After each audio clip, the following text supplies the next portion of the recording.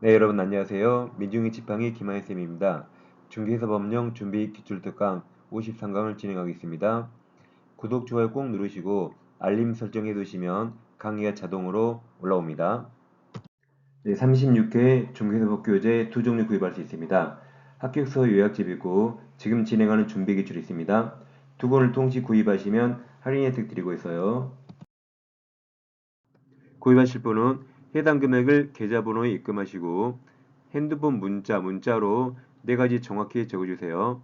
합격자 성명 적으시고 핸드폰 번호, 도로명 주소, 교재 이름도 셋 중에 하나 정확히 적어주세요.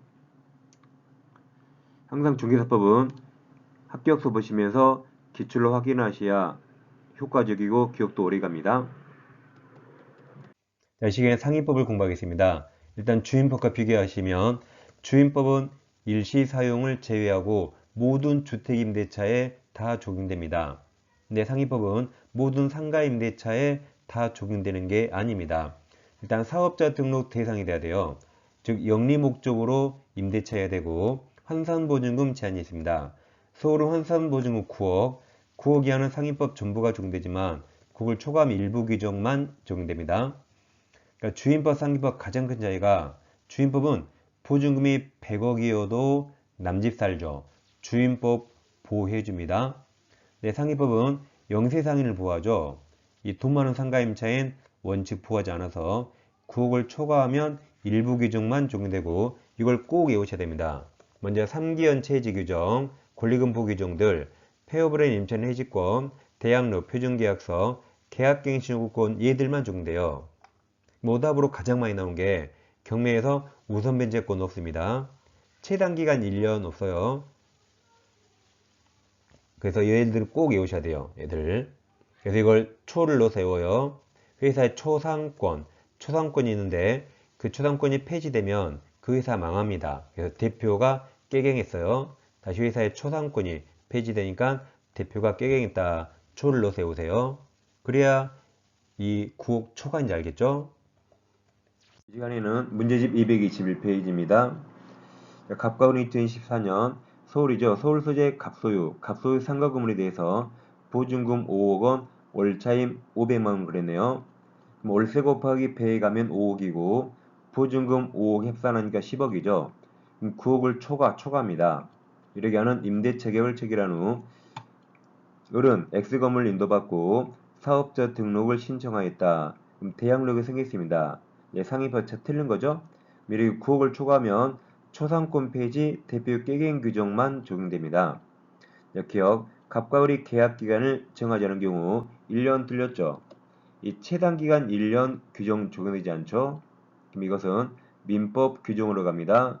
민법 635조에서 양 당사자 둘 다 언제든지 소멸 청구할 수 있어요. 그리고 상위법 최단 기간 1년 적용되지 않습니다. 이유는 대항력이죠. 갑으로부터 X건물 양수한 병은 갑 임대인 지위를 승계한 것으로 본다. 이게 대항력이 있다는 거죠.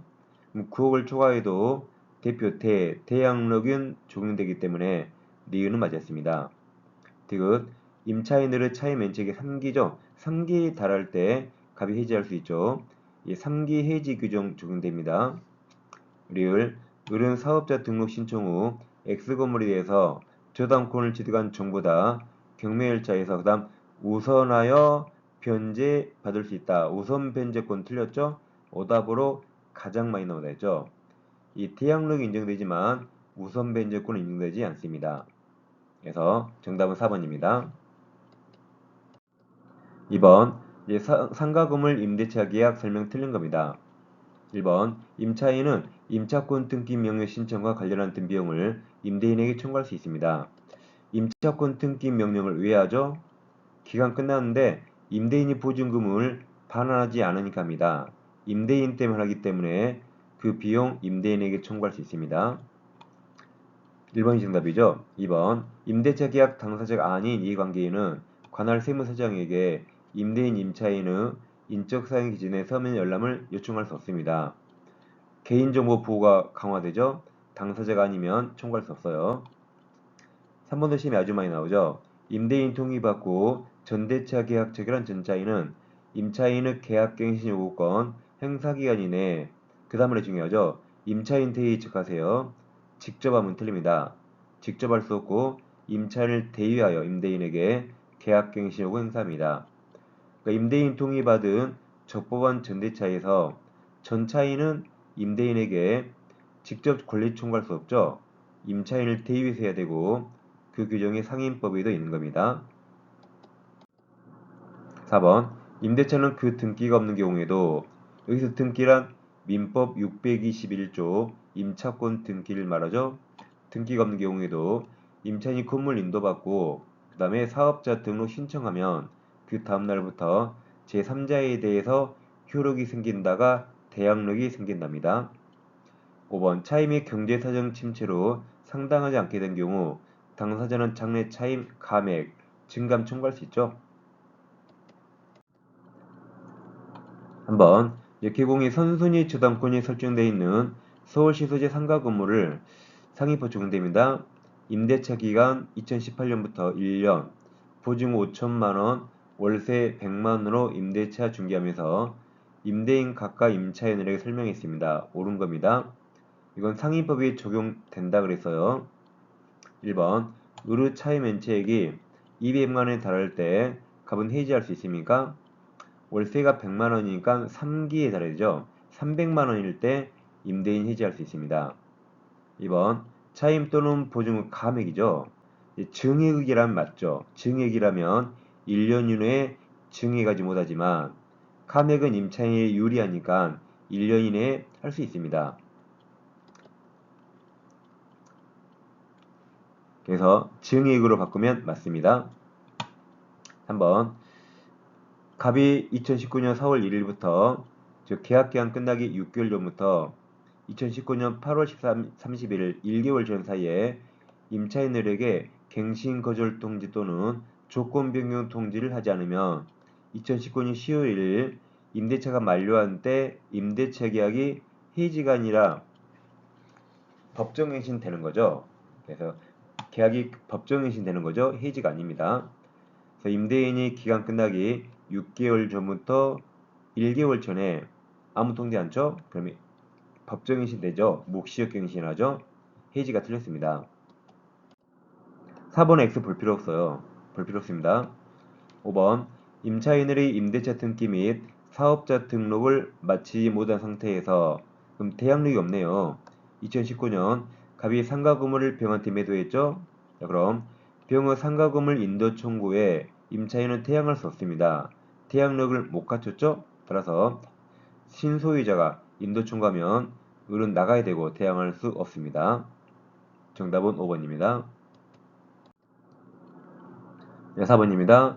기공값 중개로 을은 병소유죠. 병소유 서울 소재 X 상가 건물에 대해서 보증금 10억이네요. 9억 초과하죠. 10억에 1년 기간으로 병가 임대차 계약을 체결하였다.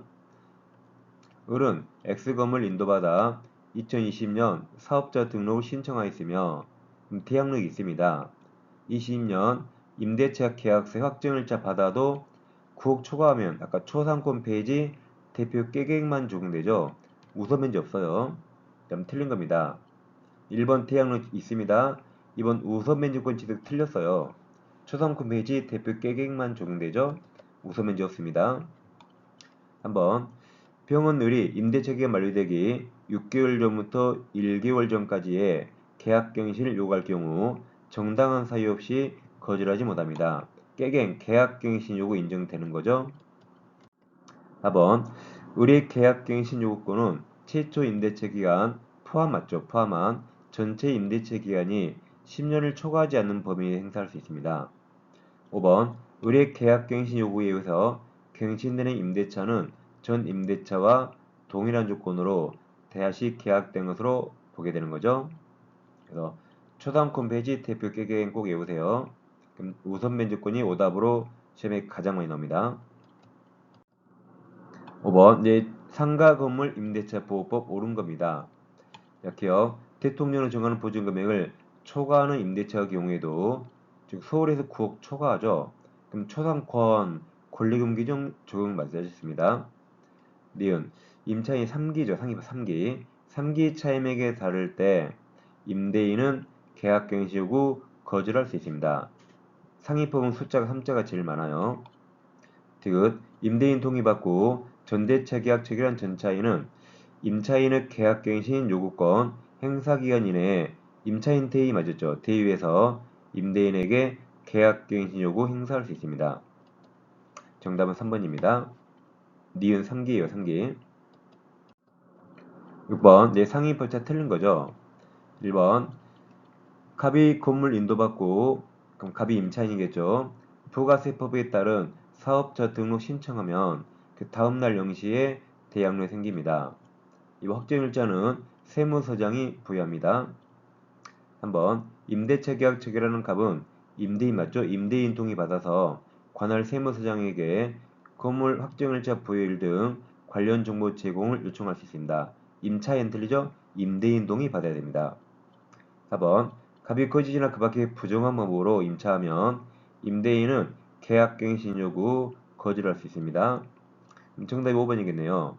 건물 경매 시 갑은 환가대금에서 우선 변제권에 따른 보증금을 지급받은 이후 건물을 양수인에 인도한다? 틀렸죠. 건물을 양수인에게 인도하지 아니하면 보증금을 지급받을 수 없습니다. 그래서 지급받은 이후 틀렸어요.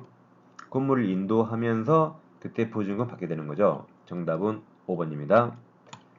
그러니까 설령 5번을 몰랐더라도 1, 2, 3, 4가 시험에 많이 나왔던 거죠. 그래서 5번으로 정답을 찾을 수 있었습니다. 네, 이 시간에는 상인법을 공부했습니다. 네, 왼쪽 영상 클릭하시면 민법 파이널 특강 A4 24페이지 분량으로 민법 전과정을 공부할 수 있습니다. 중개사법 이론 강의 꼭 들으셔야 돼요. 오른쪽 영상 클릭하시면 한 번에 끝내는 이론 강의 공부할 수 있습니다.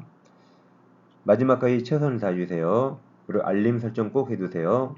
전 다음 시간에 뵙겠습니다. 감사합니다.